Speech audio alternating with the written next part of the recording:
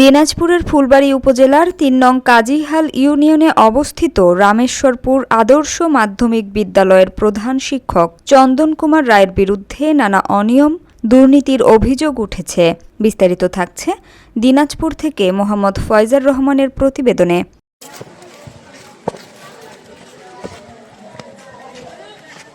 অভিযোগ সূত্রে জানা যায়, বিদ্যালয়ে যোগদানের পর থেকেই তিনি বিভিন্ন বরাদ্দের টাকা কমিটিকে না জানিয়ে নিজে ভুয়া ভাউচার তৈরি করে আত্মসাৎ করে আসছেন।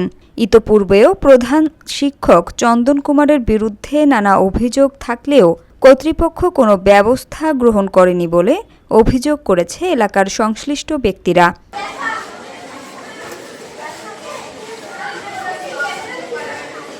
আমার মেয়ে ফ্লোরা পলি সরেন রামেশ্বরপুর মডেল স্কুলে পড়তো। আমরা স্কুল থেকে ২,০০০ টাকা পাইছি।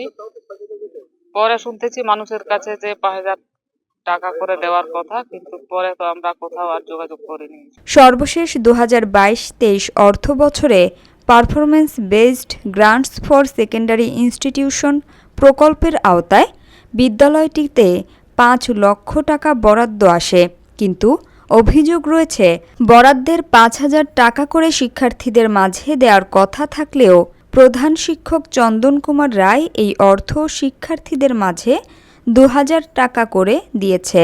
আবার কারো কাছে টাকা না দিয়ে স্বাক্ষর নিয়ে টাকা আত্মসাৎ করার অভিযোগ উঠেছে। আমার ছেলে সুমন রামেশ্বরপুর স্কুলে পড়তেছে।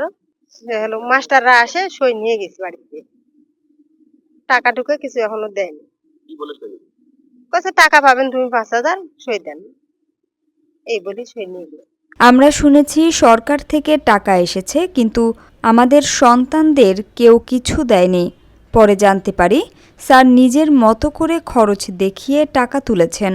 ও মাস্টাররা আইছিল, আসে কাছে টাকা পাইছেন, কাছে না পাইনি, কাছে পাননি তাহলে এটা সই দাও। তা কাছে কেন হার টাকা পাইনি, হার কেন সই দিব, কাছে দেও টাকা আপনি পাবেন, তোরা আমরা সব টাকা কেন করে দিব, আপনারা সই দাও, আপনি টাকা আসবি, আমরা সই নিয়ে গেলে আপনি টাকা আসবি, এঙ্গা কয়া চলে সই দিলি চলতে চলে গেল মাস্টাররা।